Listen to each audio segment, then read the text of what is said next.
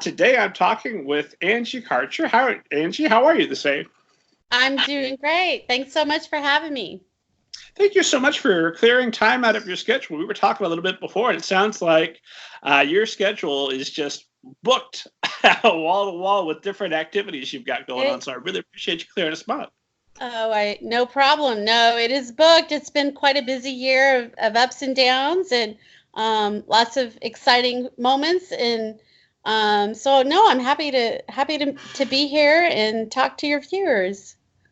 Well, give the esteemed audience kind of an overview of your background, since they haven't, like me, been stalking you online to find out all kinds of nifty questions to ask you tonight.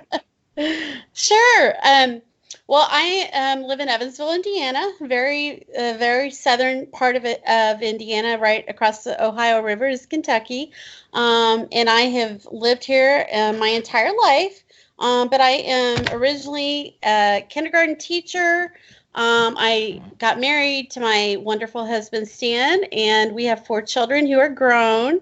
And over the years, I was a stay-at-home mom for about 15 years, which I loved. I don't regret that at all. It was an amazing experience. And then I did a number of various jobs. I was a developmental therapist with First Steps, which is a state-funded program to help kiddos that are delayed. It was in-home visits, and I did that for about 3 years.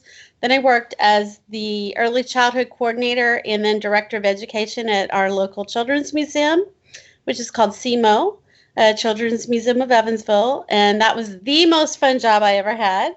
Constantly creating activities and events for families and kids, just for the sake of having fun and learning. So, and then my first book came out, and I thought, if I'm ever going to actually do this writing thing, which I had been doing on and off for a number of years, I thought that was the time. And so I became a children's author. And at this point, I have 3 books out and 3 more to come. And so honestly, as a teacher, I never, ever thought I would be a writer. And so you don't always know what you're going to be when you grow up. I'm still trying to figure that out. This is definitely a big part of it, but there could be more yet to come, I'm hoping. Absolutely. No, I agree. So when did it turn around for you that you said, oh, I do want to be a writer. I'm interested in this? Well, when we had young children, and this is kind of sad to say, but honestly, when we got a home computer and then we got the internet, I had been writing short stories and poetry for our kids just for fun. And I got online, connected to the big wide web, and started researching if you wanted to be a writer, how to go about that. And I had no background, no idea really how to do it. And that was back in the, early or till late 80s, early 90s. And that was in the days of chat rooms, which sounds kind of creepy now. But there were chat rooms for writers, children's authors. And so I made my way to those and I wasn't brave enough to comment. I would just read them and try to learn and figure it out. And they kept mentioning this acronym SCBWI, and I had no idea what that meant. And I absolutely was not brave enough to chime in and ask anyone. But finally I figured it out. It stood for the Society of Children's Book Writers and Illustrators. So I found their website, and they were listing events, and so conferences in Los Angeles and Taiwan and London, and one in Terre Haute, Indiana. And I was like, okay, I'm gonna go. Like it's meant to be. And so I went to this conference. It was in Indiana State University, and I thought, I have no idea, what I'm doing, but I'm gonna pretend I'm a writer. You go to those first events feeling sort of like a fraud because you don't really know what you're doing, but you want to portray that you're confident. And so I wore flowy, long clothing, which seemed like what a writer would wear. Don't worry, writers. Eventually, you absolutely know what you're doing. You just have to fake exactly it first. What I wear now, which is really funny because that's totally what I wear. But I went and met amazing people, and that was the beginning of my writing career. So what year was that you attended your first conference? That was about in 2002. And so I was a member full-time for off and on for years. And so as life allowed, I would go to conferences, but you can imagine raising 4 young children. They were very close in age. Some years I just couldn't participate. And so fast forward many years later, 2012, it's when I was director of ed at the Children's Museum. I was asked to sit on a board for our bicentennial celebration of Evansville, Indiana in 2012. And I'm sitting there with a whole group of historians taking notes to represent the Children's Museum. And they kept mentioning how they had all these activities and events and they had all this money, but they had nothing to offer children and families. And so I had a manuscript in my computer at the time that had been sitting there for 7 years. And I had written a history of Evansville for children, mostly because I had taught 3rd grade, which is the year that they learn local history in Indiana. It's state mandated. And then when my oldest child went to 3rd grade, they didn't have a book anymore. And so I mentioned to the committee that I had this book. Of course, then they were interested. They vetted it. And within a year, we wrote a grant and we were awarded $13,000 to put Where the River Grins in all 3rd grade classrooms in Evansville, Indiana. And that was my first book. And I thought, okay, now I'm going to be a writer. Done. Here it is. Done. Exactly.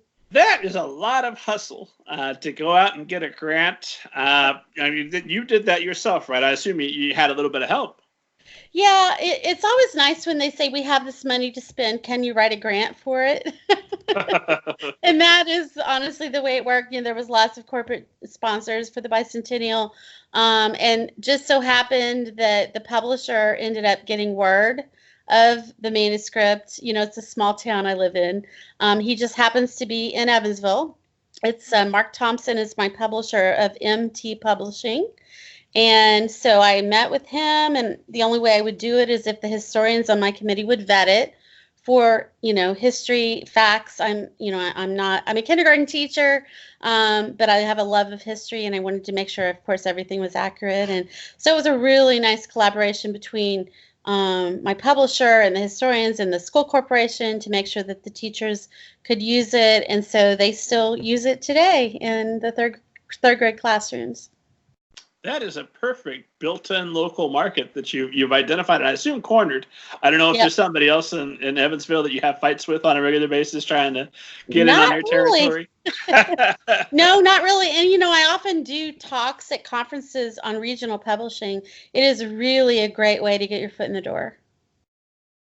And then that led on. At what point did you go on and get your literary agent? Because I'm assuming you didn't have one at that point, right? Oh, I did not. Well, so that publisher asked me to write another book, so I did. It was a middle grade biography called The Legendary R.A. Cowboy Jones, and it was about a jockey at Ellis Park Racetrack, which is actually in Kentucky, and he was 75 years old and still racing at the time. And that took about a year of my life to do, you know, lots and lots of personal interviews and lots of archival photographs. And so lots of research. But what I learned is how to do all of that, because when someone asks you, do you know how to write a middle grade biography about a jockey, you say, absolutely. And then you figure it out, right? And so that's exactly what I did. And so I'm not afraid to take chances. And then the third book with the same publisher was one that I pitched to him myself, and it was called Santa's Gift. And it's a true story, but it's written in a fictional historical fiction where the characters in the story are fictional, but the actual Santa Claus statue is in our town, and it's 35 feet tall, and it was built for a Christmas bazaar, and it stood on a highway in Evansville, Indiana for about 30 to 40 years, and all of a sudden it disappeared one day. And the story talks about how he was found, and the community came back together to fix him and put him back up. And so in the process of that, at that point I had 3 regional books. I had quite a variety: nonfiction, biography, and historical fiction. And, you know, keep in mind that I attend lots of conferences and events through SCBWI and throughout all of this time period. And the way that I got my agent, which was your question, so I'm with Victoria Salvaggio with Storm Literary. She's actually my second agent. My first agent, I was with her for about 3 years, and it wasn't a great fit for me personally. That is a very important relationship, and you have to have, it's almost like a family member.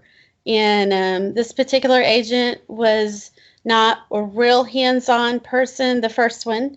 And my agent now is very editorial, and so she gives me lots and lots of feedback and great direction on if something's not working, how to fix it, what she suggests. And but I signed with her because I had been sort of stalking her for a while, as we writers often do with agents. I had a top 5 list, and she was number 1 on my list. And I had won a contest from a very small publisher on the East Coast for a manuscript that I sent in called The Sandcastle Man. And they wanted to publish my book. That was the prize for winning this contest. And so because I had been submitting manuscripts to Victoria, I contacted her and I said, hey, I have this sale, even though it was a contest, it's considered a sale. And would you be interested in representing me in this process? And she said, well, I don't represent anyone on just a one-time basis, but send me 10 to 12 manuscripts. I'll take a look, and if I feel like we're a good fit, then we'll move forward. And so I did. So that means you have to have at least 10 to 12 manuscripts ready to go, because you got to send them, right? So these are picture books, and which is what I'm focusing on. Okay, Victoria knew they were picture books when she requested 10 to 12. Yes, exactly. Okay. So, oh my God, what an ambitious person. Yeah, it's a very different thing, picture books versus a novel. So, so I sent her 10 to 12 things, and she texted or emailed back a couple days later and said, hey, can we talk? Which I've come to learn that typically that means if they want to talk to you on the phone, that's a really good sign, And so she and I talked on the phone for about 3 hours. We really hit it off. Just personally, we connected. We got along great. She's Midwestern. Also, she lives in Cleveland, Ohio area. I'm in Southern Indiana. There was just an instant connection. And so we talked, and I signed with her that day verbally. And what's ironic is the contest that I won, and I didn't even realize this until later because she started jumping in to sort of finagle that process for me, was the contest was for unagented authors. And so that meant that I couldn't win. But what I realized is that having the right agent after having one that wasn't the best fit for me was so much more important than getting a book published with a publisher that was small and probably would not do a whole lot for my career. And so I ended up passing on the publication so then somebody else could win that, which is an opportunity for them. And then I got the agent that I wanted. Well, I think it sounds like you won. I definitely won. We've met in person twice now, which is really unusual for authors to meet their agents. I've found out we've been very fortunate. We've been able to really hang out and get to know each other. And so I'm very fortunate. She's amazing. We actually sold a book together to a national publisher just in January. And so I can announce it even though it hasn't been announced officially. Because it can take, you sell a book. So I sold a book in 2019. It won't come out till spring of 2021. So it gives you a very interesting perspective on time frame. Because when I sell a book to my regional publisher, it can typically come out the next year, or sooner. 2021, that's practically breakneck speed for a traditional publisher. I'm actually very pleased with how quickly. Yeah, it's very quick for this, for picture books. But it's called The Lady of the Library, and it's sold to Sleeping Bear Press, which is a very small but amazing publisher in Michigan. a very well-respected publisher. So I'm thrilled with that. That was my ultimate goal, was to make it to that next level, the traditional publishing level. And so we've signed contracts, and now I'm waiting to find out who the illustrator will be, because that's not, in my control. The publisher picks the illustrator. And so we haven't started any edits or anything, but I'm very excited to turn that corner. And we've got several editors with some interest on about 3 or 4 manuscripts that I have out right now. So if I could just sit down and do some writing, with a daughter getting married this year, and lots of other travels and things that I had already committed to, sometimes that's the biggest challenge. It's just finding that consistent time to write. Absolutely. Yeah. No, I need you to tell me that at a certain point in your career, it becomes easy and automatic, and you don't have to worry about it anymore. Absolutely. I'm telling you, and then the little one's gonna. No, it is challenging. I've been doing this off and on for many years. 2012, for sure, what I would consider professionally, where I'm writing full-time, submitting with agents, and I'm still trying to find the balance.